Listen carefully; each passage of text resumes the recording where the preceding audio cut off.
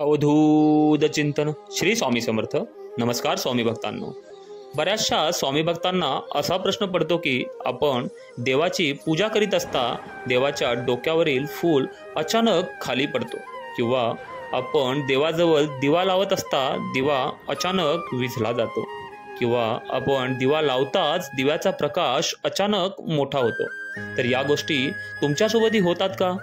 तर होत असतील तर हे तुमच्यासाठी शुभ आहे की अशुभ हे या व्हिडिओमध्ये आपण जाणून घेणार आहोत. तर त्या अगोदर तुम्ही या चॅनलवर नवीन असाल तर या चॅनलला सबस्क्राईब करा आणि कमेंटमध्ये श्री स्वामी समर्थ लिहायला विसरू नका. तर चला पाहूयात या गोष्टी शुभ आहेत की अशुभ.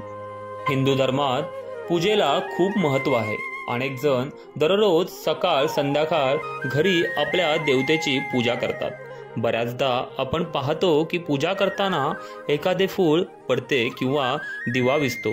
पूजेच्या वेळी घडलेल्या या घटनांवरून हे कळू शकते की देव तुमच्यावर प्रसन्न आहे की नाराज आहे.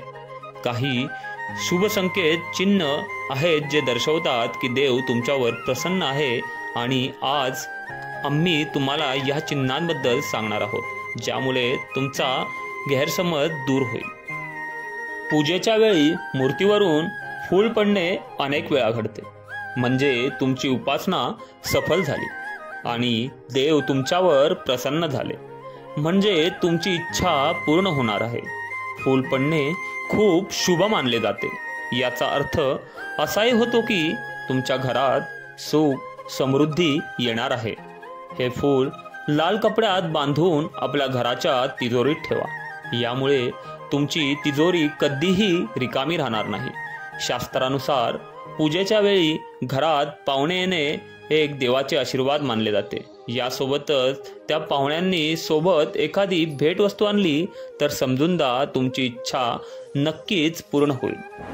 त्याचवेळी जर तुम्ही पूजेच्या वेळी दिवा लावताच अचानक ज्योत वेगाने पेटू लागली तर समजून घ्या की तुमची पूजा यशस्वी झाली आहे आणि तुमच्या सर्व समस्या दूर होणार आहे. पूजेपूर्वी अगरबत्ती पेटवली आणि घरात सुगंध येऊ लागला तर देव तुमच्यावर प्रसन्न असल्याचेही लक्षण आहे असे म्हणतात. याशिवाय पूजेच्या वेळी अगरबत्ती किंवा अगरबत्तीचा धूर थेट देवाकडे गेला तर ते देखील शुभ लक्षण मानले जाते. याचा अर्थ देव तुमच्यावर प्रसन्न आहे.